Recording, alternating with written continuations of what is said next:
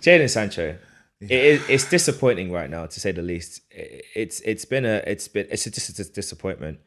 How does he come back from this, and how do they make it work? He's got a lot of competition ahead of him because he indeed has someone like he'll have Ronaldo to compete with. He'll have Rashford to compete with.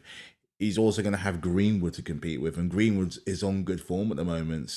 And I think it's of all those guys, he's the one he's got to be fighting against the most. He had a lot of promise coming over. They paid a lot of money for him. He didn't, and that's despite him not having the greatest tournament. That's always the thing that struck me. The big money went on him. I think because he's 20, he's 21, 20? 22. He's 22, so he's got years ahead of him. Didn't have the best of Euros, and if this was a previous year, they probably would have paid more for him. I remember he was up for nearly 100 million. We were talking about this before. Is the same thing with Niguez?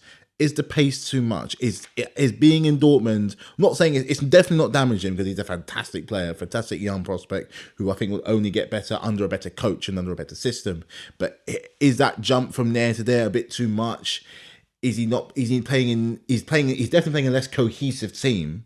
So even if he is there, he's not going to necessarily have the impact that he had once at Dortmund because they're going to know that he's there.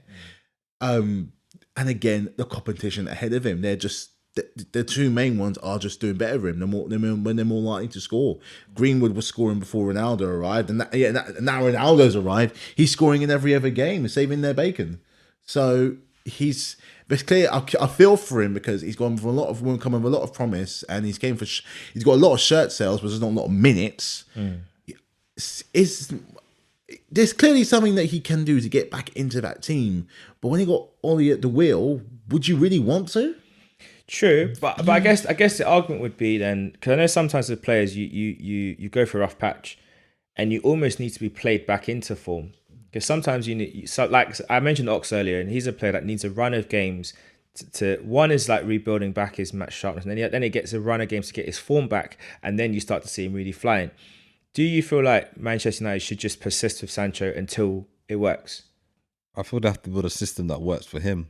To build a team, try and build a system that can get him effective, like how he was at Dortmund. 'Cause I think the system they built at Dortmund for him, he was like maybe most like the main guy at Dortmund, and the system they played, or not. But the system they played helped him.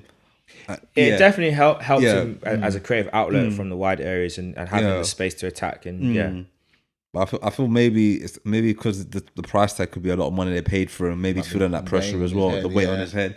I thought if he can get a goal, all he needs to get a goal or assist, and that boosts his confidence, and he'll be fine. I thought it was.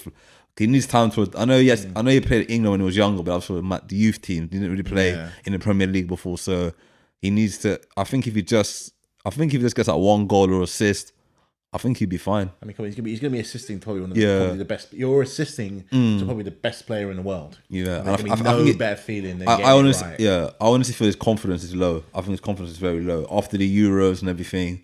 His confidence, the penalty miss. So I think his confidence is very low. I think he just needs someone to give him an arm around him and say, "Listen, you're still a good player.